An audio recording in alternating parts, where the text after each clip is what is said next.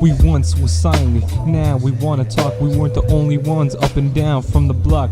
While y'all were running, we chose to walk. So welcome to another episode of Artist Block. Youth, action, environment, it's all happening. My name is Imaad, and this is episode 10 of Artist Block. Allow me to introduce our co-host for today.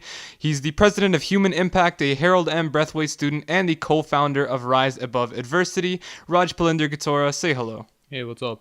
Before we begin, if you want to request a topic or if you want to come up here, be sure to follow us on all our social medias. We're artistblockpod on everything. Or if you want to send us an email, artistblockpod@gmail.com is going to be the way to go. Be sure to subscribe to us on iTunes, Soundcloud, Google Play Music, and YouTube so you can get these episodes as soon as they come out. So before we get into our whole thing, I'd like to ask, how did you get into environmental activism in general? So my interest in environmental stewardship started in like grade 7. So basically, I was introduced to a competition called Canada's Next Screen Journalist by my middle school teacher, Miss Boers. And shout out to Miss Boers. Yeah, shout out to Miss Boers.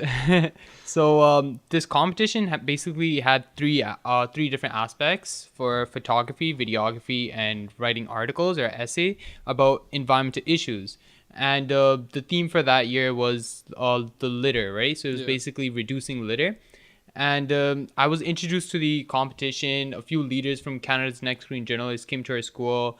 And I was just thinking a lot about it. And the following weekend, I went to Costco with my dad. So we bought a bit. And afterwards, we went out to Tim Hortons. And I saw a cup on the floor, and there was like ice over it and a lot of tire tracks. So it's been there for a long time, and the cup was actually camouflaging to its surrounding, right?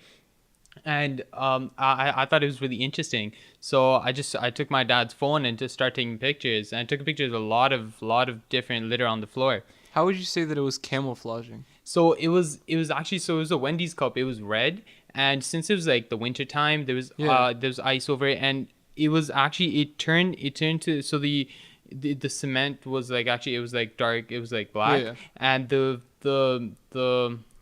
cup was actually getting the color because of all the tire tracks been going on, and all the dirt and all. So it like just became as if it was just meant to be there. Yeah, and it looked like it's been there for a really long time.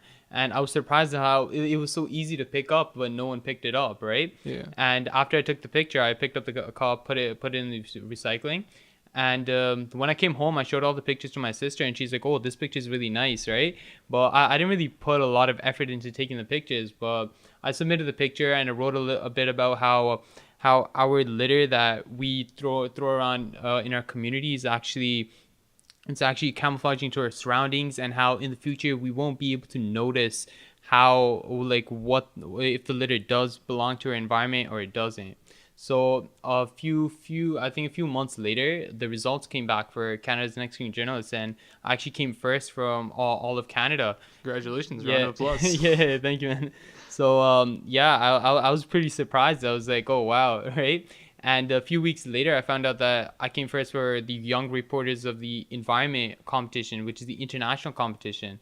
So through that competition, I got a free trip to Sweden for 1 week, and it was an environmental conference. So we went to the conference, and they showed us a lot about photography and a lot about the environmental issues, and knowing like Sweden is one of the most eco-friendliest country for sure in all of the world. And I compared a lot of the conditions in Sweden and to Canada. So I know like in Sweden, hardly anyone was driving cars. It was all by we were walking, right? And there weren't even proper roads and highways like there are here.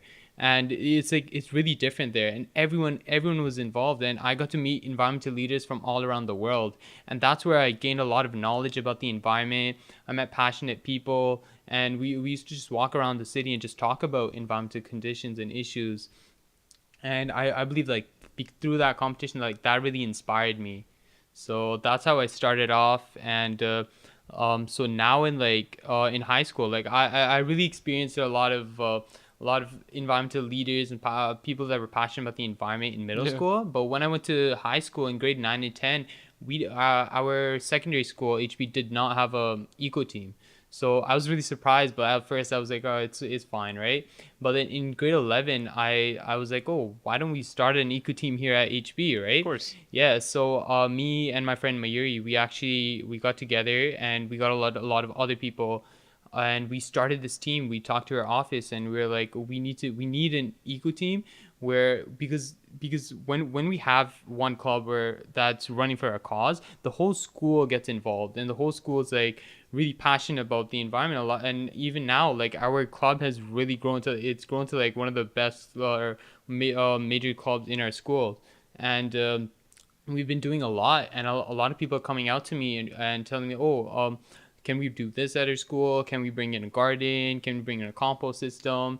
And That's it's awesome. yeah, it's great. So recently we brought in recycling bins to our cafeteria, and we didn't have recycling bins for, like, I think ever. And it was pretty crazy. I was like, what? How can a secondary school not have recycling bins in the cafeteria? And we also brought in posters to tell students what goes in the garbage can, what goes in the recycling bin, Yeah. because a lot of people did not know. Well, even me, like myself, I didn't know what goes in recycling, what goes in the garbage. So we brought in posters, we brought in plants, and we still have lots of big things coming. I think for sure when it comes to like middle schools, a lot of middle schools and elementary schools are pretty environmentally friendly and like truly pushing that entire campaign of making it better. Yeah. And then when I came to high school, specifically to our school, it's not necessarily too bad, but I guess, first of all, we don't have an eco team. And I think right now in, I guess you could say, our space, the student space, we all technically think that we're environmentally friendly, but realistically, we all do things that we're not, right? And even when I walk around and I'll see someone litter, and I'm just like, how can you even, like, it just doesn't make any sense, you know what I mean? I know. And then you don't even have to be an activist to realize how bad everything Yeah. is, because all you got to see is just look around for a second. Yeah, I know. Like they say, think globally, act locally. Look at big major issues and look at the root cause. Where do they come from? And they do come from little day-to-day actions or our activities, right? And the thing about like schools not having eco teams, I know like people in elementary school, middle school, they're really passionate because we're actually educated about environmental issues and how important it is, Yeah. right? And when we come to secondary school, a lot of people just stressing about all the workload and all that. Like, a lot of people aren't actually worrying about the environment, right? So I've been this year I've been working with our people know it's student trustee, Coach Paul. So we've been working to create a potential bylaw where every single school in PO should have an eco team, and so all the students have an opportunity to learn about environmental issues and the importance of environmental protection.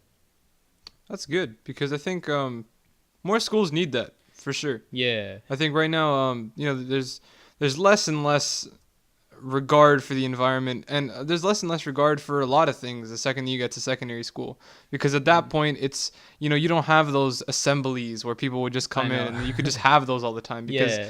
even just look at student numbers. If you compare it to an elementary school, you can have 600 to 700, and then you move it up to 1,000, like 1,500 to 2,000 people. It's hard to get everyone one. It's hard to even set up an assembly where people can talk. So I you know. can't necessarily get one message across for everyone. Yeah. My middle school specifically, shout out to Herb Campbell Public School. Guaranteed, no one knows where that is. It's literally in the middle of nowhere, Caledon. The environment was huge for us because we're right next to it. We had a forest right next to our school. And we had monthly assemblies, and at least at every assembly there would be someone or some anecdote about the environment. Yeah. But yeah, so you did talk about some of the other things you started in the community. Have you been able to start any like student initiatives outside of your school? So what I'm trying to do with our eco team called Human Impact, I'm trying to bring that outside of school next year, and hopefully make a nonprofit organization where we can actually look at specific businesses in our community and look at the environmental the environmental impact of that specific business. So right now we're looking at schools and we're bringing in new projects into the school. If we have other businesses, other buildings, apartments, right, do this too, right? And well, they can look at their specific impact and try to bring in more projects into their business. We can actually make a really big difference. And this is why I thought it was really important to educate the youth about the environment and the importance of the environment now, because in the future, when like these are the students that are going to grow up and be working in the world and be starting up new businesses, and if they're already environmentally educated about the importance about sustainability, I think that that'll actually be beneficial for us, right? Because right now we're at that point where we have no choice. We have to make a difference. We have to start doing something. How did you start Human Impact? So Human Impact, it was like me and my friend Mayuri. We were first originally starting. We wanted to do like start a organization outside of school. But one day I was going around. I went to Louis Arbor with my friends, and I looked at stuff they do there, because Louis Arbor is actually really Eco-friendly? yeah, eco-friendly. They're really into all those different clubs and everything, right? And I looked at they were actually getting solar panels at their school too, and I was like, oh wow, like what if we do stuff like this at HB, right? We can bring in recycling bins, compost system, a garden, solar panels, right? And I was like, oh wow, like and then I called up Mayuri, and I was like, oh, we should do this at our school too, right? And we said, okay, for sure, we can start up Human Impact as a school club. And that's how it's all started, right? And the name Human Impact actually came by my grade 9. In grade 9 I had a project, and that was also about the environment. So I actually went out and took pictures about the litter and pollution, and wrote a bit about them, right? Because that was a project. It was called the personal project, part of the IB curriculum. And from there I said I will like go to social media platforms and post these pictures. And I started an Instagram account, and I needed a username. So I was first looking for like the environment, or human effect, or the effect of human. And then I said, oh, none of that stuff was available. So then it was Human Impact, and I was like, all right, perfect, I'll do Human Impact, right? And then I put that out, and then now like we have separate pages. So Human Impact HB, right? Where they look at specifically HB, and then have another account called Human.Impact, which is about the community. So I believe like we can start making the Human Impact a thing, not only for our community, but like we can bring it outside to other communities, where they can have their own Human Impact team, where they look at specifically like their community and try to think of projects they can hold. I'd even say Human Impact has the potential of becoming, one of those organizations that are student run, and then they have kind of ambassadors or sectors at each school. I think, like for example, DECA or Model United Nations, I think you guys could definitely have Human Impact BCSS, Human Impact, Louis Arbor, things like that. So it's honestly like, congratulations for creating that. Mad respect for that as well. So you started it last year in grade 11? Yeah, so it was last year in grade 11, and now it's actually grown a lot to this. And now a lot of people are coming to me, and they're like, oh, like I want to run it next year, right? Because I'm going to be graduating. So it's great. And we saw a lot of people that are really into this, right? And about like starting them in different schools. I know our PO right now, they have it's a really good, it's a eco schools program, right? So basically the eco schools program gives a status to each school of platinum, gold, silver, or bronze, based on how eco-friendly they are. So they have a whole criteria where they come in and they grade your school. And a lot of school, like our school, was not in the program, right? So that's why I thought it's really important. Like we're really fortunate that PO is involved into this program, and we should go for the gold status, right? And then our team is actually like separated into different departments. It's ecological literacy, energy conservation, waste minimization, school ground greening, and organism nurture. So then we have these specific departments and leaders in the departments working on the specific criteria, and they just work on bringing new projects to our school. And I think it's amazing for the amount of people that are actually showing up and thinking of new ideas. And the stuff like this, they can bring, like in the future, they bring it to their own house, they may bring it to their own businesses, to like you never know like where. Yeah, it's funny, I just searched up Eco Schools Peel while you were talking about it, and the first link that came up was from Herb Campbell Public School. Yeah? Talking about what Ontario Eco Schools wow. is. So first of all, anybody who thinks that Herb Campbell does nothing, listen up, man. We have, what do we got? We got Environmental Council, Community Guard. Yeah, we actually had a lot. I didn't even realize how much like eco-friendly we were until like now. Yeah. Just to talk to you, I'm like, well, damn, I actually went to a school that was like super into this. Oh wow, that's great. So we actually had we have a lot. There's like at least 15 to 20 things that we did. Oh wow. And I left this school having no idea. Come on, man. Atlantic Salmon Classroom Hatchery Program. Oh wow. Okay, so I guess Herb Campbell's amazing. Oh wow. Go visit that school, man. That's your people. For sure. Anyway, moving on to more environmental stuff. Do you think there's still a possibility of changing the current leaders in the world's opinion before it's too late? Because I think right now, for sure, the students are having a different perspective on it because now we can see the climate change, we can see all these things that are going on. But do you think the current leaders that you may say are neglecting it? Do you think there's still a possibility of changing their opinion? So I've been really focusing on environmental leaders from developing countries, and I look at how those leaders right now, like when we say that a developing country wants to become developed and you really want to grow, they look at economic growth and how we need to grow, like our economy needs to grow. But in order for the economy to grow, they actually sacrifice the environment. And like I've been doing a lot of research about India's environment, and I looked at how when we actually, like when they want to grow, they bring in new factories, jobs, right? And there's a lot of deforestation taking place, and a lot of illegal dumping, right? And like what's going to happen with this waste, right? Well, yeah, they are creating more jobs, it's great, right? But like over here, like there's a lot of forests being cut down, but a lot of trees being planted. Obviously we can't the trees being planted, they can't go back to the forest that we had before, right? But there is like the impact here is not as major as the impact in developing countries. And so I think a few months ago I went to a Blue Dot movement conference, and they were talking about the Environmental Bill of Rights. So they looked at the Charter of Rights of Freedom for Canada, and they were talking about how we do not have the right to fresh water and clean air. So and this was like in Canada, and a lot of countries such as Sweden, like they recognize this right, and Canada doesn't.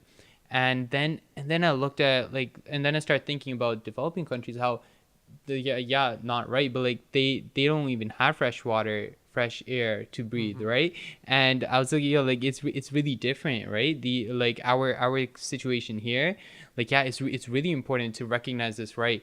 But in other countries, they don't even have fresh air, clean water, right? Even in parts of East Asia, for example, China and Japan, they have such terrible pollution that people are wearing masks. I know, yeah. And I was looking at the top 20 most polluted cities, and 8 of them were from India, and I was really surprised. And I was like, wow, like there needs to be something done now, and especially now, like something that really surprised me, like related to the government, was that how the polar ice caps are actually melting, like the rate at its like melting right now is really bad, right? And a lot of polar bears are actually coming out from the north and coming to Ontario, and there's been a lot of polar bear sightings here in Ontario. And a lot of communities, like when they see polar bear, like usually they would see them at like dumps and like eating garbages.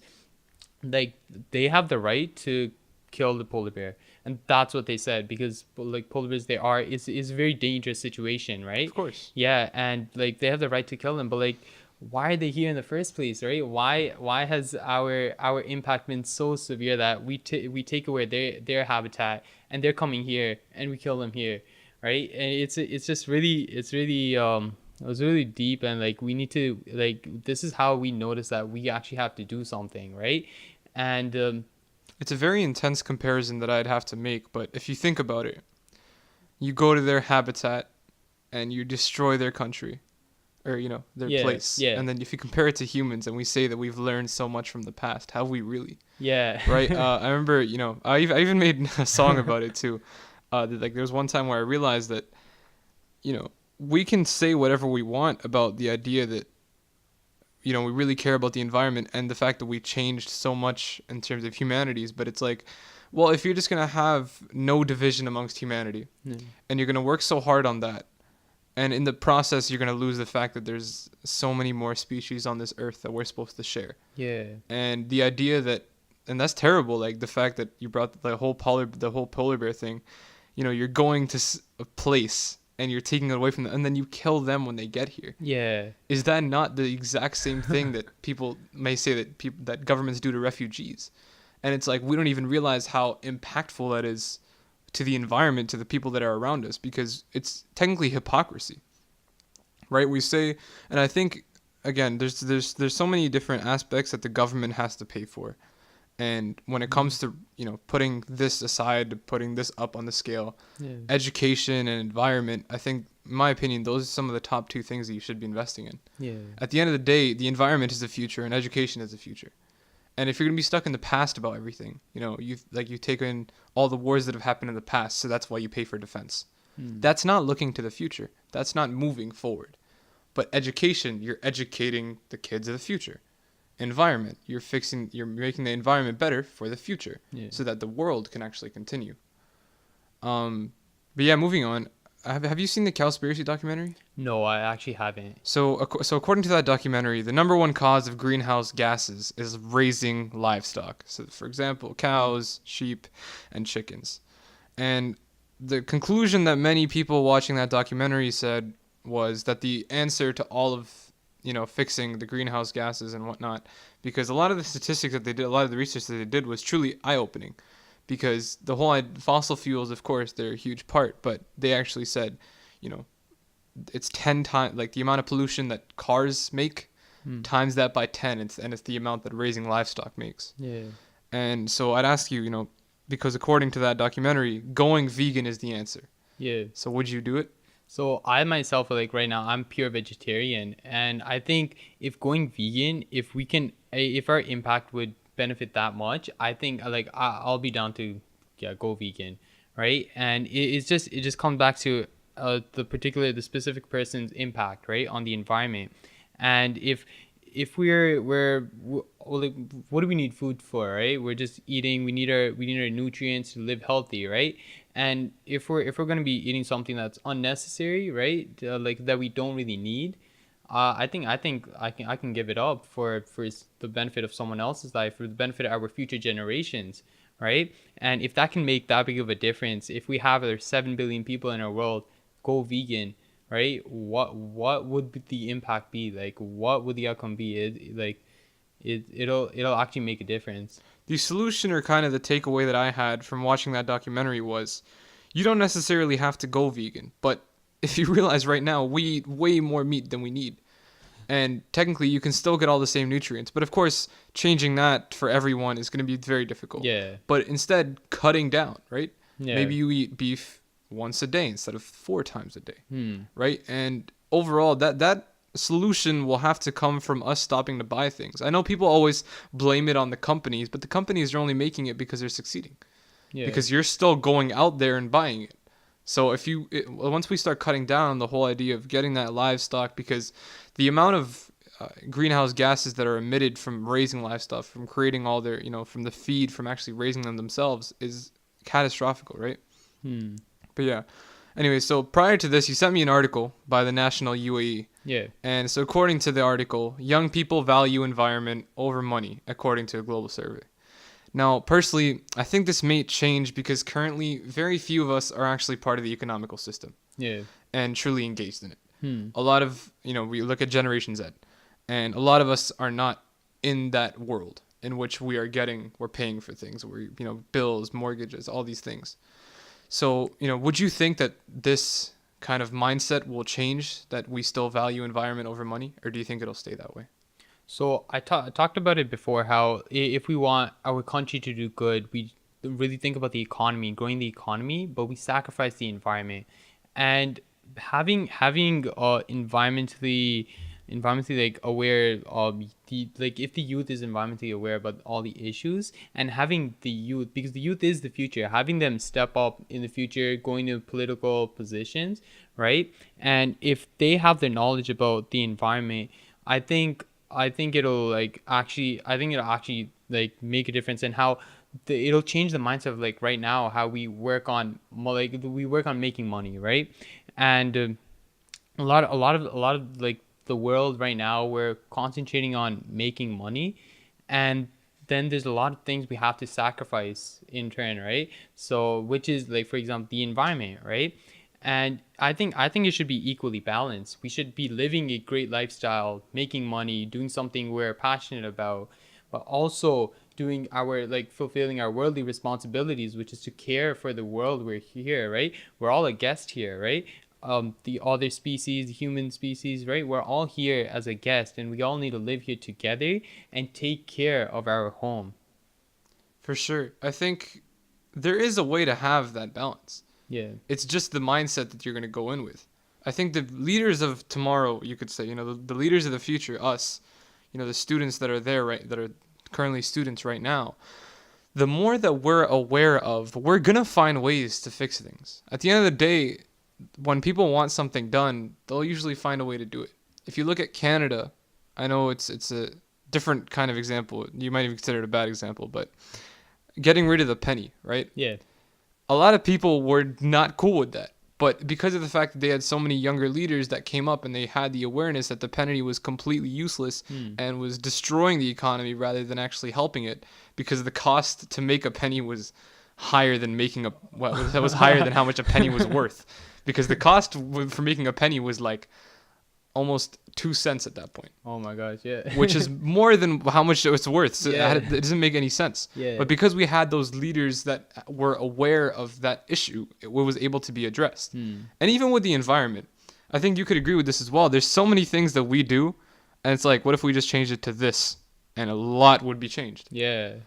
Everyday things, I mean, people still leave everything on before they leave, right? Yeah. And it's like, you really didn't have to do that. It I doesn't know. take, and there's so many apps and ways, and especially with this new Internet of Things technology, right? Where you can just tell your entire house to just shut off. Yeah. Because you don't necessarily need it. Yeah. And, I've been trying to be like more environmentally friendly and whatnot. And you realize how easy it is to be. I know, yeah. Once you just let me just don't do this for like a second. Yeah, we just gotta constantly be thinking about it. Be thinking about like every single thing we do. What's the effect of this? What's gonna be the future outcome of this thing, right? When we're brushing our teeth and we leave the tap running, right? How much water are we wasting, right? And it's just like every single thing we do, if we actually think about the future outcome, we'll actually start like we'll turn that tap off, and we'll decide to walk to school today, right? And there's a lot of like little things that we could change. Like we have the capability to change. You brought up Sweden, right? And Yeah. how you were able to spend a week there. How do people get around during the winter months? Yeah, I think it was in February, right? Yeah. So it was quite cold there, and we would just like, and as I said, right, we didn't travel in cars. It was all just walking. Everything there was in a walking distance. And we actually so it was like a conference, so we went there, and then they had different workshops, so we got to interview a burger shop that had a policy that for as many like I don't remember it right now, but Yeah. it was like as many burgers they sell, they plant new trees in Africa. Okay, that kind of thing. Yeah. Yeah, so it was really interesting. So we went around, we interviewed people there, and it was like people from all these different countries, right? And the only thing that brought us together was the passion. We're all passionate about the environment, right? And that's how we just work together. And people would just take the initiative to be like, oh, we should go here, we should check this out, right? Look at all the garbage here, right? And a lot of people made really interesting videos about what's the difference between Sweden's environmental conditions and their own countries, right? So I think it was the passion that like brought us all together, and we all worked on one thing. It's awesome. Anything else you wanted to address before we wrap it up? So I know like right now, since it's a time of April, right? And we were actually going to be running our Peel Earth Week initiative, right? That our Human Impact team has brought together. So in all of Peel, we'll have the week of the 16th to the 20th. we'll have the whole week. There'll be activities going on at school for every single school. So we want every single school to we'll celebrate, but like participate in the Earth Week, right? So if any PO students are listening to this, so like on Monday we'll be having like Eco Awareness Day. So if you guys want to bring in guest speakers or hold an assembly about Earth Week, like you guys can do that. Tuesday we'll be having lights out, where we can turn off the lights at school and turn them off in classrooms and also monitors, and that'll actually be that'll reduce our impact for the energy consumed by the school, right? And then Wednesday it'll be Walk to School Wednesday. On Thursday I believe it's Go Trashless, so bring a littlest lunch, use a reusable lunch bag. And on Friday there's the community cleanup. So like we want a lot of students to go out, clean up the community, their school grounds, pick up the unnecessary litter, right? And so like if you guys have any questions about the PO Earth Week, you guys can go on to our social media handles for Human Impact as well, humanimpact.hb. And like if you guys can do a PO or PO Earth Month initiative, like that'll also be great, and like let us know how it was, what you guys want to do. And if you guys all want some resources or whatever you guys need, you guys feel free to contact Eco Schools, and our team will be we'll be down to help you guys out. That wraps up episode 10. Once again, Rajbalinder, thank you so much for coming. Where can they find you? So my Instagram is Rajbalinder, right? And that's pretty. I don't use a lot of social media, but you message me and then meet me there, or my email. Plug the email. First guy to do it on the podcast. Rajbalinder.g@outlook.com. Perfect. You can find me on Instagram at Imaad.jm or on Twitter at ImaadJM. Once again, be sure to follow us on all our social medias. We're Artist Block POD on everything. If you want to request a topic or if you want to come up here, be sure to email us at artistblockpod@gmail.com. Be sure to subscribe to us on YouTube, Soundcloud, Google Play Music, and iTunes so you can get these episodes as soon as they come out. That's the end of episode 10. We'll see you guys next week.